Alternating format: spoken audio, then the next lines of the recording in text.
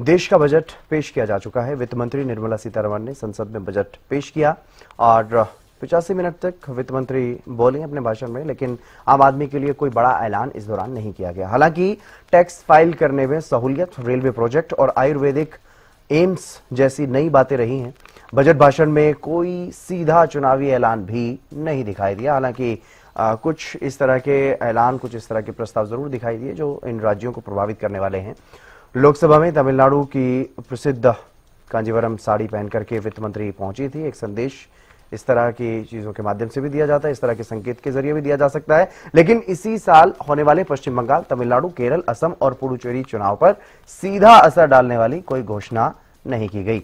देश का रक्षा बजट 6.81 लाख करोड़ से बढ़ा करके 7.85 लाख करोड़ का किया गया है। रक्षा पर विशेष फोकस, यानी कुल डिफेंस बजट में 15.2% की बढ़ोतरी की गई है। डिफेंस बजट की खास बात यह है कि इसमें हथियार खरीदी और आधुनिकीकरण पर पिछले साल के 1,80,000 करोड़ के मुकाबले में इस साल 2,19,000 करोड़ खर्च किए जाएंगे। ये पूंजीगत खर्च में सीधे 22% की बढ़ोतरी है। कई अन्य सेक्टर का भी बजट बढ़ाया गया है। कैंसर समेत 7 गंभीर बीमारियां जिनकी दवा सस्ती की गई है।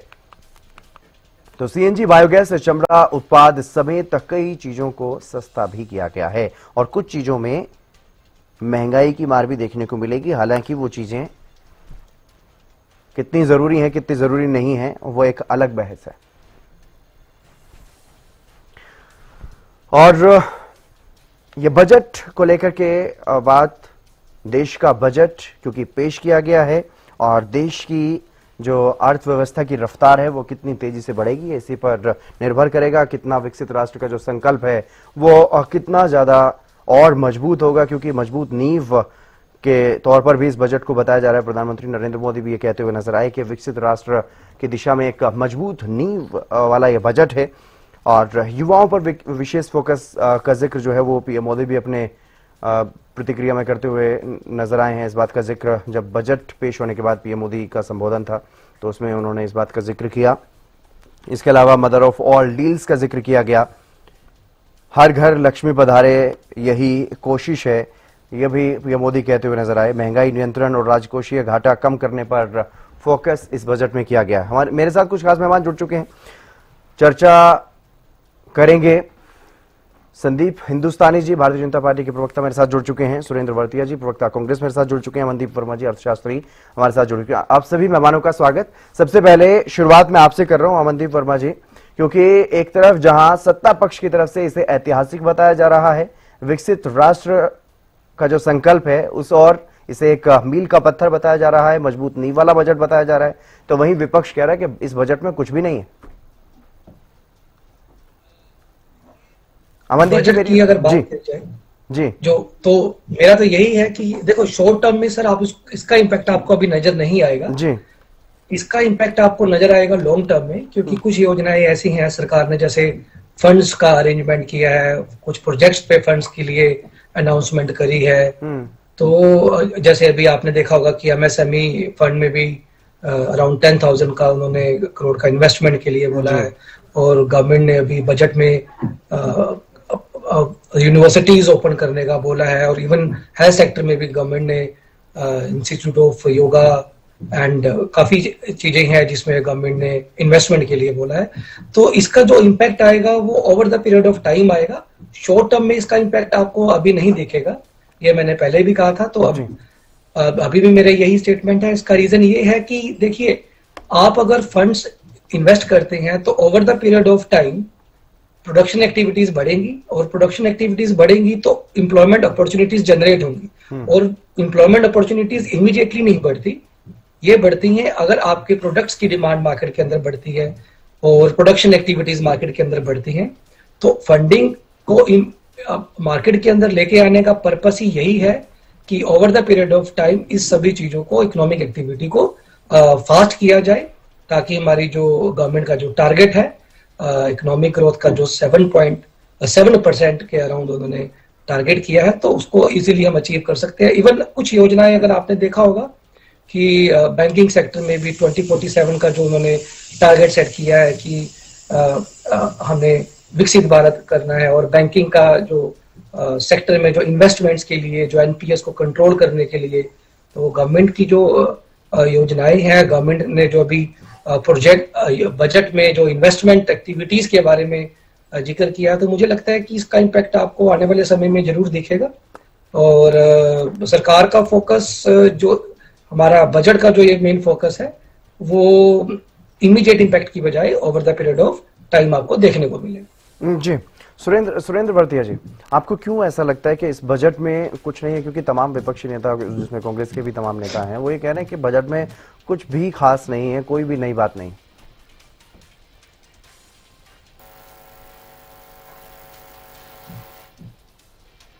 सुरेंद्र जी, क्या? जी जी, देखिए, सबसे पहले मैं ये कहना चाहूंगा कि ये बजट जो हमने कहा जी कि इसके अंदर ऐसा कुछ नहीं जो पिछली बार से अलग हो। और सबसे बड़ी बात कि हम जिस प्रदेश से आते हैं वो हरियाणा है, और हरियाणा प्रदेश का तो नाम भी नहीं लिया गया, ना ही हरियाणा प्रदेश के युवाओं के बारे में सोचा गया, ना किसानों के बारे में कुछ बोला गया, ना हरियाणा प्रदेश का जो सबसे बड़ा जो दिक्कतें हैं उनके बारे में कहीं भी कोई जिक्र नहीं हुआ, कोई विशेष पैकेज की अनाउंसमेंट नहीं हुई। और जो बजट में मेन बात ये कि आप युवाओं को रोजगार देने की तो बात करते हो, लेकिन आज हरियाणा बेरोजगारी में नंबर 1 है। और ये पिछले कई सालों से ऐसा होता आ रहा है कि जिक्र किया जा रहा है लेकिन रोजगार दिया नहीं जा रहा। तो यहाँ जिक्र की जरूरत नहीं है, सबको रोजगार की जरूरत है। अगर रोजगार होगा तो ही हमारा युवा आगे बढ़ पाएगा। बजट का मतलब ये है कि आप हर किसी का ध्यान रखें। इस बजट से कुछ चुनिंदा लोगों को या उद्योगपतियों को फायदा हो सकता है, लेकिन आम जनता को या किसान को या जो मध्यम वर्गीय परिवार हैं उनको इसका कोई बेनिफिट नहीं है। क्योंकि इसके अंदर ना तो महंगाई पे कहीं कंट्रोल किया गया, ना तो महंगाई को घटाने की बात की गई, ना किसी की आमदनी को बढ़ाने की बात की गई। तो दोनों का अगर वाइस वर्सा देखा जाए, आपस में इनको दोनों को अटैच किया जाए, तो आप ये देखिए कि ये बजट जो है पिछले बजट से कोई डिफरेंट नहीं है, वही का वही चीजें, बस उनको एक नए लिफाफे के अंदर आपने डाल के फिर से पेश कर दिया है। और इसके अंदर जो हरियाणा के तो बिल्कुल एक अनदेखी कर दी गई है, ना तो कहीं एमएसपी का जिक्र है, कहीं किसानों की आय बढ़ाने का जो जिक्र है वो नहीं है, कहीं किसानों को जो किस तरीके से मुआवजा दिया जाएगा वो नहीं है, कैसे नई मैन्युफैक्चरिंग यूनिट्स लगेंगी, कहाँ लगेंगी वो नहीं है, किसी तरह का एग्रीकल्चर हब जो एग्रीकल्चर के लिए बेल्ट तैयार होनी चाहिए उस वो नहीं है, ना ही कोई विशेष पैकेज है। तो मैं यही कहना चाहूंगा कि ये बजट जो है इसमें अभी कोई ऐसी विशेष बात नहीं है जिसका ये कहा जाए कि हाँ ये सराहनीय है। जी, संदीप हिंदुस्तानी जी, आपने सुना जो अर्थशास्त्री हमारे साथ जुड़े हुए हैं अमनदीप जी, वो भी ये कह रहे हैं कि इसमें शॉर्ट टर्म तो कुछ नहीं, लॉन्ग टर्म के लिए इंतजार करना होगा। और इससे इधर सुरेंद्र भरतिया जी साफ तौर पर ये कहते हुए नजर आए कि इस बजट में कुछ भी नया नहीं है जिससे आम लोगों को फायदा हो। रोजमर्रा में जो आम लोग हैं, गरीब मजदूर लोग हैं, उनको कोई इससे कोई राहत मिलती हुई नजर आ रही है। जी जितेंद्र जी, आपको, आपके सभी दर्शकों को, देखो आज गुरु रविदास जी की जयंती है, तो उन्हीं का कहा हुआ एक कथन है, मैं उससे अपनी बात की शुरुआत करना चाहूंगा कि ऐसा चाहूं राज में जहां मिले सबन को अन्न, छोट बड़ो सब सम बसे रविदास रहे प्रसन्न। तो ये जो कथन है और आज जो बजट आया है, तो आपस में इनका कितना खूबसूरत तालमेल है कि आज हिंदुस्तान में माननीय प्रधानमंत्री श्री नरेंद्र मोदी जी 80 करोड़ भारतीयों को मुफ्त राशन दे रहे हैं ताकि उनका भरपेट भोजन हो जाए। दूसरी बात, हमारी सरकार में 25 करोड़ से ज्यादा गरीब परिवार गरीबी रेखा से ऊपर आए हैं। 2 बातें। तीसरी बात, आज प्रधानमंत्री जी आदमपुर जो हवाई अड्डा है उसका नामकरण गुरु रविदास जी के नाम पे कर रहे हैं, तो ये हम सब के लिए और पूरे देशवासियों के लिए बड़ी खुशी की बात है, तो उसके लिए भी आप सभी को बधाई। अब मैं बात करता हूं बजट से। देखो, बजट अगर आप ध्यान से देखेंगे तो ये बजट जो हमारी माननीय प्रधानमंत्री नरेंद्र मोदी जी की संकल्पना है विकसित भारत, तो उसको ध्यान में रखते हुए बजट का निर्माण किया गया है। तो जो गरीब, युवा, अन्नदाता और नारी, इसको हम ज्ञान बोलते हैं, तो इन सब का समावेश इस बजट में है। और सबसे बड़ी चीज, जिस राजकोषीय घाटे की विपक्ष भी बार बार बात करता रहा है, काफी समय से करता रहा है, तो मोदी जी की गारंटी ये रही है कि जो हम बोलते हैं वो करते हैं। और निर्मला सीतारमण जी ने कहा था कि हम राजकोषीय घाटा उसको घटाएंगे, और उस कहे के अनुसार उन्होंने राजकोषीय घाटा जो पहले बहुत ज्यादा हुआ करता था, आज वो 4.4% पे आके रुक गया। उन्होंने कहा है कि 2027 में हम उसको 4.3% करेंगे, लेकिन विपक्ष आप आज इसकी बात नहीं करेगा।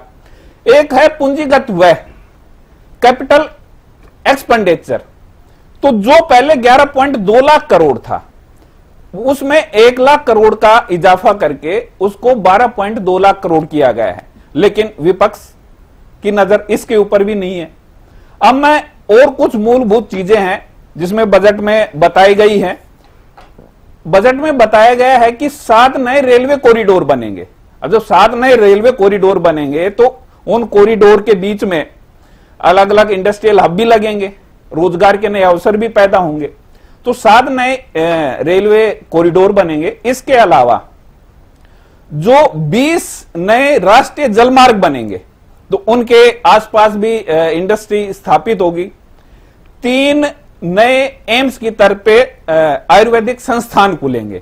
यह भी अपने आप में एक बहुत बड़ी घोषणा है जो आज के बजट में हम सब ने देखी है। एक और बड़ी बात बोली है कि रेयर अर्थ क्रिटिकल मिनरल्स, जिसकी बातें कभी पहले के बजटों में होती नहीं थी, जिसके ऊपर कभी कोई विचार ही नहीं किया जाता था, तो आज प्रधानमंत्री मोदी जी के नेतृत्व में केंद्रीय वित्त मंत्री जी ने घोषणा की है कि rare earth critical minerals corridor बनाया जाएगा जो उड़ीसा, तेलंगाना, आंध्र प्रदेश, केरल होते हुए निकलेगा। इसके साथ साथ 3 नए केमिकल पार्क बनाए जाएंगे।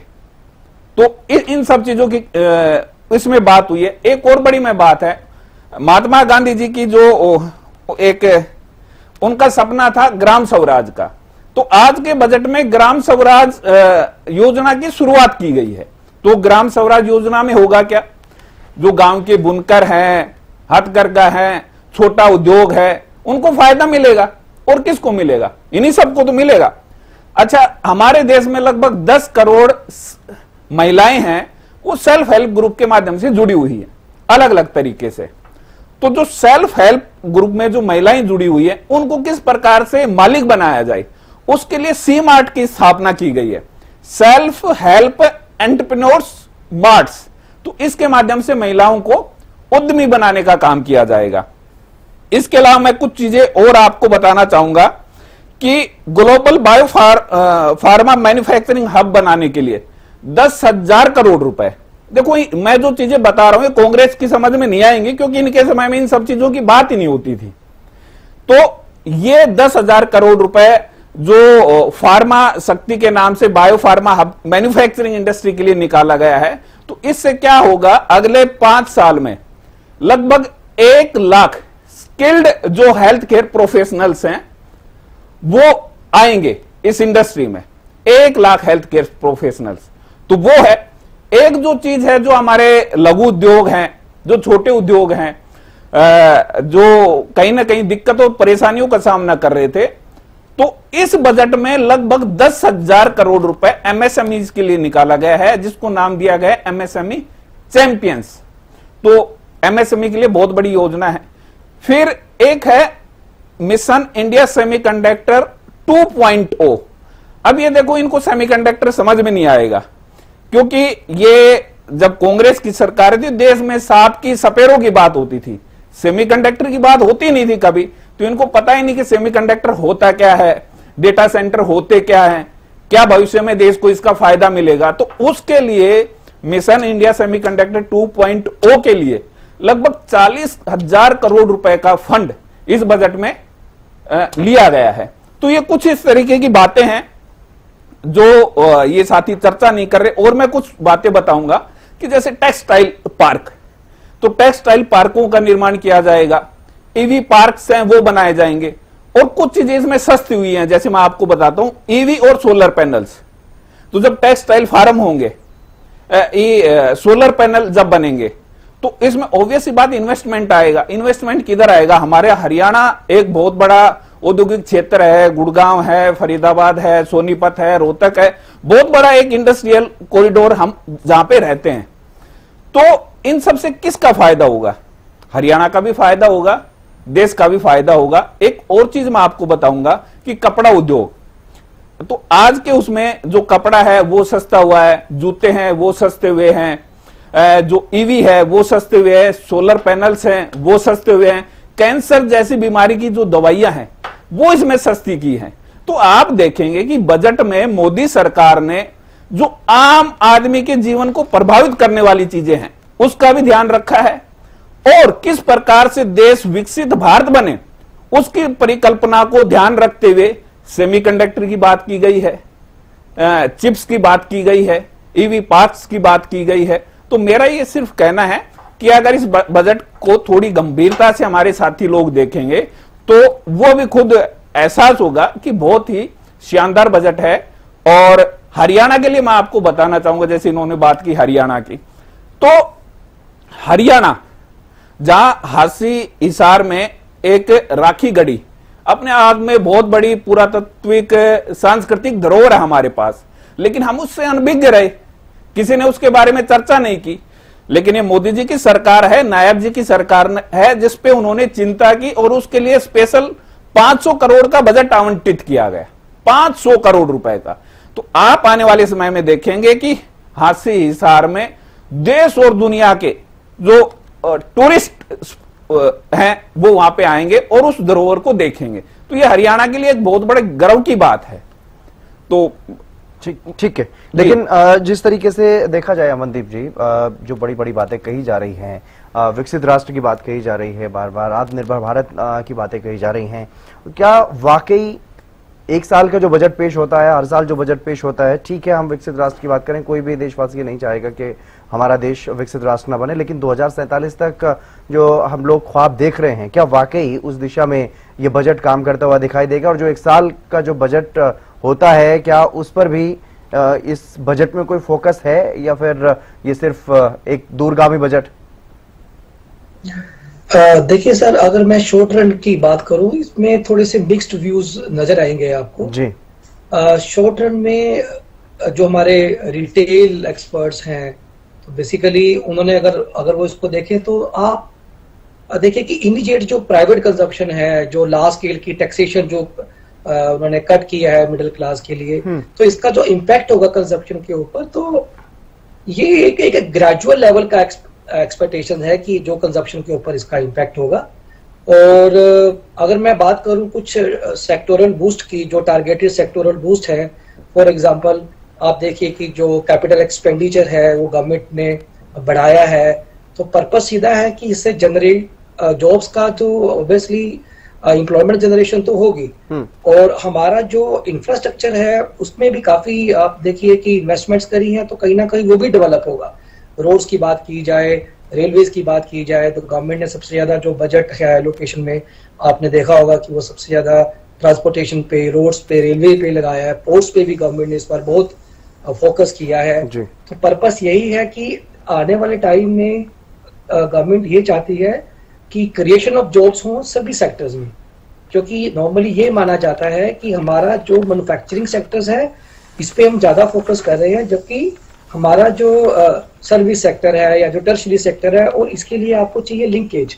और कहीं ना कहीं हमारा जो रोड्स है, रेलवेज है, पोर्ट्स हैं, ये कहीं ना कहीं लिंकेज का काम करते हैं, और कहीं ना कहीं ये मल्टीप्लायर इफेक्ट होता है जो इकोनॉमी पे हमारे तीनों सेक्टर्स को कहीं ना कहीं इफेक्ट करता है।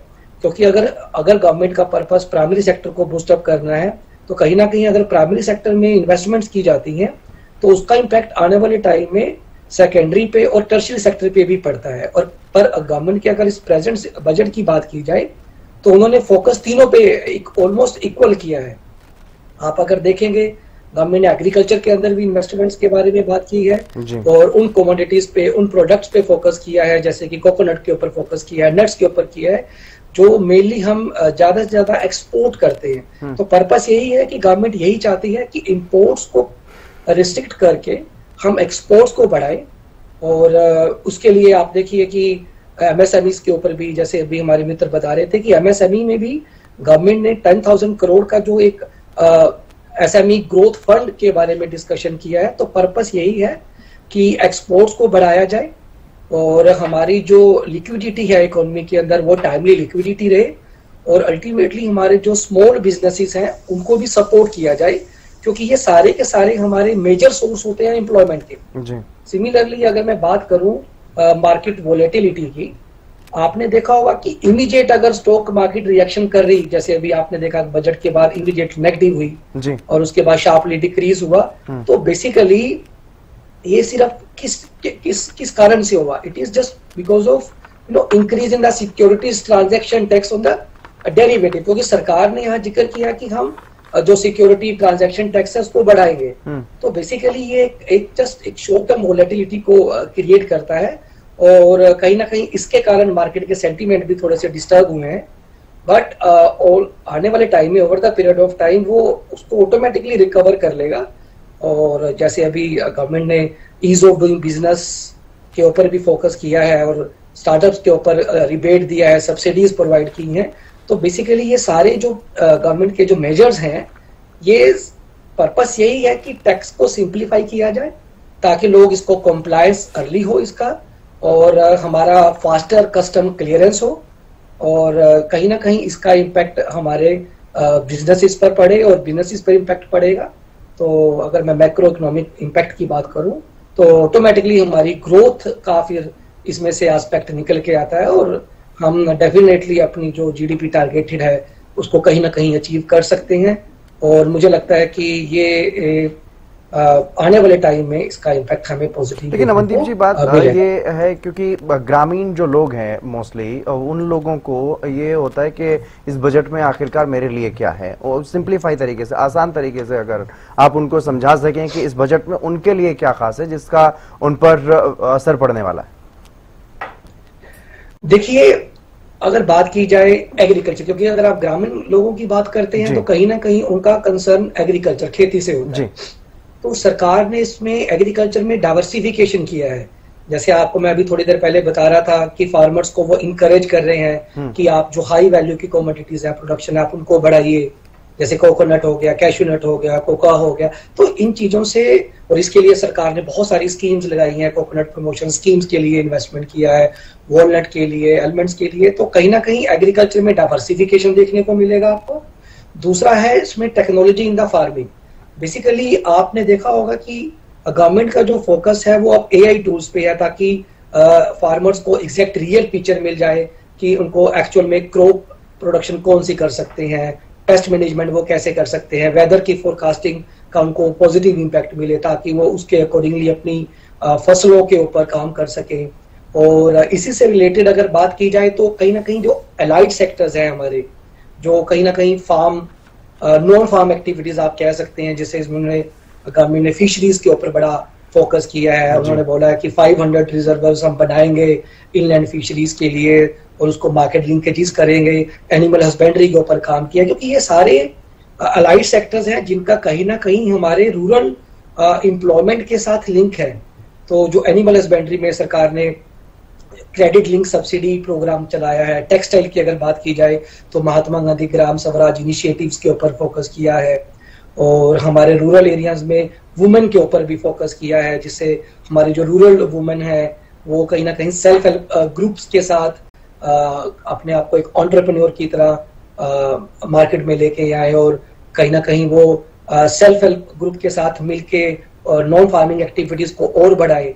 तो मुझे लगता है कि इस बजट का जो मेन हाईलाइट है वो रूरल सेक्टर्स के लिए भी उतना ही है जितना हमारे अर्बन एरियाज के लिए है। तो उसमें दोनों के लिए इक्वल मुझे लगता है कि इन्वेस्टमेंट्स का किया गया है, सो दैट हमारी जो ग्रोथ हो वो दोनों एस्पेक्ट से साइमल्टेनियसली हो। इसमें सिर्फ फोकस एक सेक्टर के ऊपर नहीं है, रूरल डेवलपमेंट का भी प्रॉपर इस पे गवर्नमेंट का फोकस रहा है इस बजट के। ठीक है सुरेंद्र जी, भले ही लोक लुभावन ये बजट नहीं है, जिस तरह से मैं भारतीय जनता पार्टी की बात नहीं कर रहा हूँ, मैं अमनदीप जी की बात कर रहा हूँ। लोक लुभावन बजट नहीं है जिसकी बहुत वाहवाही हो और जिसकी बहुत तारीफें हो और कोई इम्पैक्ट बहुत ज्यादा बड़ा दिखाई दे रहा हो सीधे सीधे, लेकिन ऐसा भी नहीं है कि पूरी तरह से नकारा जाए।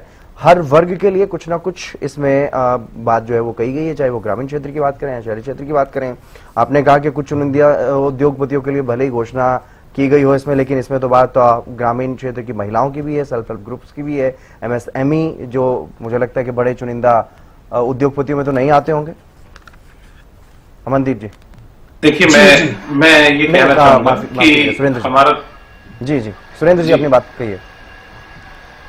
मैं ये कहना चाहूंगा कि हमारा जो देश है वो कृषि प्रधान देश है जी, और यहाँ किसान, मजदूर, खेतीहारी जो लोग हैं वो बहुत ज्यादा हैं और उनकी समस्याएं जो हैं वो अलग हैं जी। और जैसे कि मेरे भाई ने अभी कहा कि 80 करोड़ लोगों को राशन मुफ्त दिया जा रहा है, तो ऐसी नौबत अब तक चल रही है कि 80 करोड़ लोगों को मुफ्त राशन क्यों नहीं ऐसा प्रावधान किया जा रहा कि मुफ्त राशन देने की बजाय रोजगार दिया जाए? क्यों नहीं ऐसा प्रावधान किया जा रहा है कि उनकी आय की बढ़ोतरी की जाए? और दूसरी बात मेरे भाई ने कही कि सेमीकंडक्टर कांग्रेस को पता नहीं, तो ये वो लोग हैं जो कंप्यूटर का विरोध करते थे, जिन्हें आईटी का विरोध था कि कंप्यूटर क्यों आया, पता नहीं कितनी बेरोजगारी हो जाएगी, तो हमें सेमीकंडक्टर ये क्या सिखाएंगे। और इधर दूसरी बात रही कि ग्राम स्वराज योजना जो है, तो इससे पहले भी एक योजना आई थी अमृत सरोवर योजना। उसका हाल मैं अगर कहीं और नहीं जाऊं तो मेरा जो गांव है, अगर आप वहां पर भी उसका हाल देखें तो वो जो तालाब है अभी भी वैसा का वैसा ही है, जबकि उसके ऊपर करोड़ों रुपए खर्च कर चुके हैं। तो धरातल पर जो हाल है वो अभी तक आम लोगों की समझ में नहीं आता। मुझे भूख आज लगी हुई है, मुझे खाना आज चाहिए, और आप ये कह रहे हो कि ठीक है, संदीप जी ने कहा कि लॉन्ग टर्म, लेकिन उद्योग में लॉन्ग टर्म हो सकता है, पर आज जिस चीज की जरूरत है वो राहत की जरूरत है, आज रोजगार की जरूरत है, आज मुझे आमदनी की जरूरत है, महंगाई से राहत की जरूरत है। तो मैं उन चीजों को कैसे हासिल करूंगा? ये लोगों की उम्मीद थी कि कुछ ना कुछ नया किसानों को, रोजगार के लिए नौजवानों को मिलेगा, महिलाओं की बात करते हैं, अभी लाडो लक्ष्मी योजना चलाई, उसके अंदर 1000 रुपए की तो सब वो इन्होंने वो कर दी कि एफडी कर देंगे, तो ये 1100 रुपए तो सीधे दे रहे हैं, लेकिन बाकी 1000 रुपए अपने एफडी कर रहे हैं। तो जब जरूरत आज पैसे की है, जिसके पास सिलेंडर भरवाने के पैसे नहीं है या स्कूटी में तेल डलवाने के पैसे नहीं है, उन्हें तो पैसे की आज जरूरत है ना।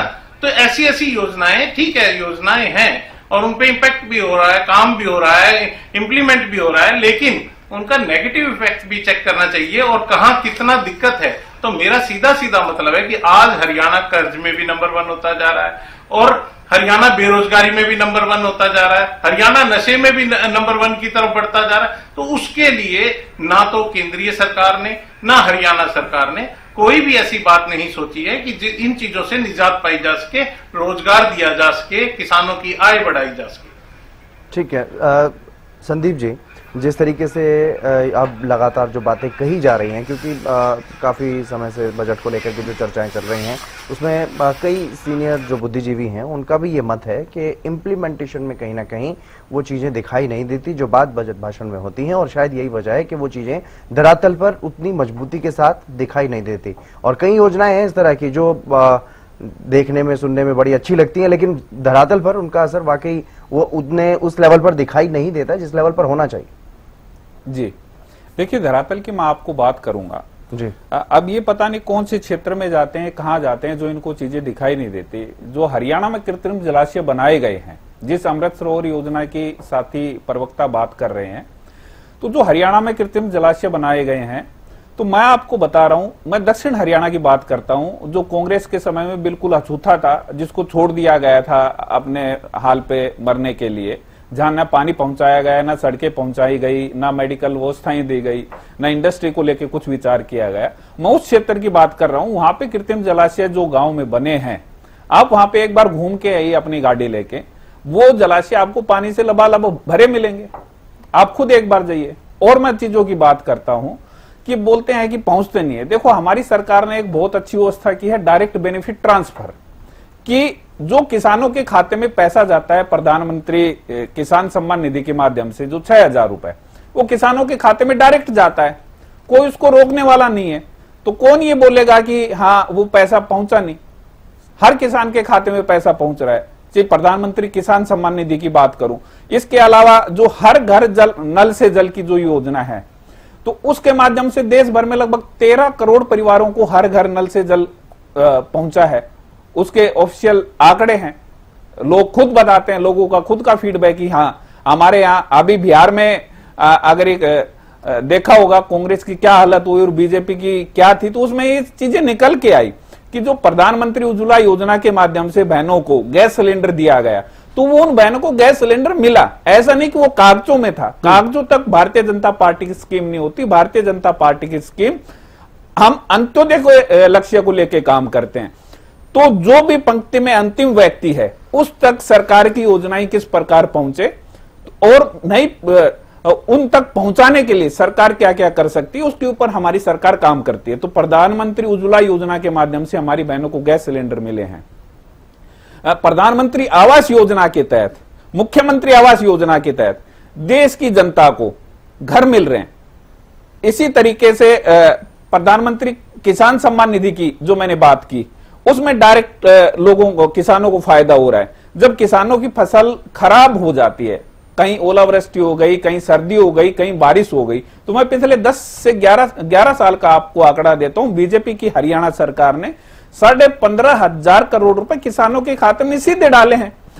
तो अगर ये बात करते हैं एग्जीक्यूशन की, तो उसका भी देखो धरातल नहीं है। अभी पता नहीं कहां देखते हैं। मैं आपको ये बता रहा हूं कि जब हमने जनता से डायरेक्ट टच किया, अपनी योजनाओं को जमीन के ऊपर उतारा, तभी तो केंद्र में और प्रदेश में भारतीय जनता पार्टी की सरकार प्रचंड बहुमत के साथ है। तो सिर्फ ऐसी बातें करने से कि बेरोजगारी बढ़ रही है, महंगाई बढ़ रही है, लेकिन डेटा के ऊपर बात करेंगे तो उस समय अगर आप देखेंगे कि कांग्रेस की सरकार में क्या था। अगर ये टैक्स स्लैब की बात करते हैं, इनकम टैक्स की बात करते हैं, तो 2004 में जब कांग्रेस की सरकार आई थी तब 1 लाख रुपया था। 2014 में जब ये चले गए तब 2.5 लाख रुपया था। आज नरेंद्र मोदी जी की सरकार ने 12 लाख रुपए तक की इनकम को टैक्स फ्री किया है। तो ये चीजें आंकड़ों में है, सिर्फ बातों में नहीं है। इसलिए मैं मेरे साथी प्रवक्ता को बताना चाहूं कि जो चीजें आई हैं बजट में वो धरातल पे भी उतरती हैं। और हमारे यहां तो क्या है कि वीडियो भी बनती हैं, आप लोग देखते होंगे, लोग वीडियो बना बना के खुद से डालते हैं, तो वो खुद बताते हैं कि किस प्रकार से सरकार की योजनाओं का फायदा उन तक पहुंचा है। अभी सरकार ने एक काम और किया, मैं आपको बताऊंगा। 15,000 स्कूल 15,000 स्कूल और 500 कॉलेजों में कंटेंट क्रिएटर्स लैब भी बनाए जा रहे हैं अभी। तो लेकिन बात यह है कि जो जिन चीजों के काम हो रहा है, जिन चीजों पर, वो ठीक है, वो दिखाई भी दे रही है। बात उन चीजों की है जिनकी घोषणाएं हुई लेकिन वो काम नहीं हुए। चाहे वो किसानों की साल 2022 तक आय दोगुनी करने की बात हो, उस बात को अब हटा दिया गया है, छोड़ दिया गया है। स्मार्ट सिटीज की बात की गई, स्मार्ट सिटीज का भी कोई अब जिक्र नहीं है, कहाँ कौन सी स्मार्ट सिटी कितनी स्मार्ट हुई है, क्योंकि हरियाणा में भी मुझे लगता है फरीदाबाद और करनाल को स्मार्ट सिटी घोषित किया गया, लेकिन अभी तक वहां पर क्या काम हुआ उस बारे में भी कुछ जानकारी तक नहीं है। तो इस तरह की चीजें हैं जिन चीजों पर इंप्लीमेंटेशन नहीं हो रहा, उनको लेकर के क्या एक्शन प्लान सरकार का? देखिए, जो आपने जो चीजें बताई है उसके ऊपर काम हो रहा है, लेकिन अगर अपन बात करते हैं स्मार्ट सिटी बनाने की या हम विकसित भारत की बात करते हैं, तो ये इस तरीके की चीजें एक लॉन्ग टर्म प्रोसेस होता है। ऐसा नहीं कि मान लो आज हमने एक बात की कि हम स्मार्ट सिटी बनाएंगे, हम विकसित भारत बनाएंगे, तो 5 साल में ही उसका एग्जीक्यूशन हो जाए। हर चीज के पैरामीटर्स होते हैं, समय के साथ साथ जो चीजों की व्यवस्था है वो की जाती है और उसी का नतीजा है। मैं आपको फिर वही बता रहा हूं कि आज आप देखेंगे ग्राउंड के ऊपर जिस प्रकार से हरियाणा में केंद्र सरकार की तरफ से जो योजनाएं आती हैं उसको हरियाणा सरकार ने पूरा किया है। अगर हम एम्स की बात करें, हरियाणा में एम्स की एक बहुत बड़ी डिमांड थी, केंद्र सरकार की तरफ से मंजूर हुआ। कोई भी साथी जाए माजरा में, रेवाड़ी में एम्स देख के आए, उसकी फोटो वीडियो बनाए, आपको पता लग जाएगा। हमने द्वारका एक्सप्रेसवे की बात की, स्मार्ट सिटी कैसे बनती है, वहां का हॉस्पिटलिटी अच्छी हो, वहां का इंफ्रास्ट्रक्चर अच्छा हो, वहां पे मेडिकल सुविधाएं अच्छी हो, वहां पे सीवेज की जो व्यवस्था है वो अच्छी हो। तो द्वारका एक्सप्रेसवे की मैं बात कर रहा हूं, किसने बनाया? आप जाइए, एशिया का सबसे खूबसूरत जो एक्सप्रेसवे है उसमें द्वारका एक्सप्रेसवे का नाम होता है। दिल्ली से मुंबई जो जाते हैं आप वो एक्सप्रेसवे देखिए, वो आपको पता लग जाएगा। दिल्ली से अगर हम कटरा जाते हैं, आप उस एक्सप्रेसवे की बात किए, वो आपको पता लग जाएगा। और भी बहुत सारे ऐसे एक्सप्रेसवे हैं जो हरियाणा से होते हुए गुजरे हैं और जहां चंडीगढ़ पहुंचने में, हरियाणा के किसी भी कोने से चंडीगढ़ पहुंचने में जहां 10 से 12 घंटे लगते थे, आज वहां 3 से 4 घंटे में हम चंडीगढ़ पहुंच जाते हैं। तो इंफ्रास्ट्रक्चर की बात करें, रोड की मैं बात कर रहा हूं, रेलवे की अगर मैं बात करूं तो रेलवे में हमारी सरकार ने पिछले बजट में 3,415 करोड़ हरियाणा को दिया गया था। कांग्रेस की सरकार में 2009 से 2014 तक सिर्फ 315 करोड़ मिला, हमारी सरकार में 3,416 करोड़ मिला। आप बताइए उसका कितना गुना है। अब इससे हुआ क्या, तो मैं धरातल की मैं इनको बात बताऊंगा। 121 जो लाइनें थी उनका टोटली इलेक्ट्रिफिकेशन किया गया है। आप जाएं तो खुद जाके विजिट कर सकते हैं। हरियाणा को 5 वंदे भारत ट्रेनें दी गई हैं। इसके अलावा जो अमृत योजना की एक और बात कर रहे हैं, उसके तहत क्या था कि जो हमारे रेलवे स्टेशन हैं तो उनको हाईटेक बनाने का था। तो आप ज्यादा दूर नहीं, आप गुड़गांव का रेलवे स्टेशन जाइए, देख के आइए कितने जोरदार तरीके से और कितनी तेजी से इसके ऊपर काम हो रहा है। तो हमारा सिर्फ कहना यह है कि भारतीय जनता पार्टी की सरकार से केंद्र में नरेंद्र मोदी जी की सरकार हो या हरियाणा में हमारे लोकप्रिय और मुख्यमंत्री नायब सिंह सैनी जी की सरकार हो, जो भी बोलते हैं वो करते हैं। तो उसी का नतीजा है कि भारतीय जनता पार्टी जनता की पहली पसंद आज भी बनी हुई है। ठीक है, हमने देश की अर्थव्यवस्था के हिसाब से भी समझ लिया और आम लोगों को क्या फर्क पड़ेगा उसके लिहाज से भी देख लिया। लेकिन अमनदीप जी, एक और सेक्टर जो हमारे लिए बहुत महत्वपूर्ण हो जाता है, क्योंकि पिछला साल जितना चुनौती भरा रहा रक्षा के क्षेत्र में, उसी लिहाज से अगर रक्षा के क्षेत्र में देखा जाए तो जो बढ़ोतरी की गई है उसको आप किस तरह से देख रहे हैं? कितना मजबूती रक्षा के क्षेत्र में हमारे डिफेंस सिस्टम को मिलेगी इस बजट से? देखिए, अगर डिफेंस सिस्टम की बात की जाए, मैं प्री बजट सेशन में भी मैंने ये डिस्कस किया था कि गवर्नमेंट का जो मेन फोकस है वो प्री डिफेंस पर रहेगा। अगर हम बात की जाए हमारे टोटल एक्सपेंडिचर की जो डिफेंस के लिए डिसाइड हुआ था 2026-27 के लिए जो डिसाइड हुआ है, 7.85 लाख करोड़ जी। तो इसका मतलब ये है कि गवर्नमेंट ने 15% हमारा जो बजट है वो बढ़ाया है प्रीवियस ईयर के कंपैरेटिवली। तो टोटल एक्सपेंडिचर हमारा 15% बढ़ा है। तो इसका मतलब बढ़ा किस चीज पे है? बढ़ा है ऑब्वियसली नए इक्विपमेंट्स के लिए, बढ़ा है रिसर्च एंड डेवलपमेंट एक्टिविटीज जो डिफेंस सिस्टम में जरूरत थी सरकार ने उसके लिए बढ़ाया है, मॉडर्नाइजेशन के लिए सरकार ने बढ़ाया है। और हमारा जो रेवेन्यू एक्सपेंडिचर है वो ऑलमोस्ट हमारा 17% का जो ग्रो हुआ है हमारा 2026 में, वो उसका रीजन यही है कि जो हमारे डे टू डे ऑपरेशंस हैं, जो सैलरीज हैं, जो मेंटेनेंस हमारे डिफेंस सेक्टर में जरूरत है, उसके लिए सरकार ने इस पे फोकस किया है। और हमारा जो पेंशनर्स हैं उनको वेलफेयर सपोर्ट के लिए जो हमारे वेटरन्स हैं सरकार ने उनको भी ध्यान में रखा है। और हमारा जो सिविल डिफेंस की बात की जाए, अकाउंट्स की, और फॉर एग्जांपल अकाउंट्स डिपार्टमेंट हो गया, डिफेंस का एडमिनिस्ट्रेशन हो गया।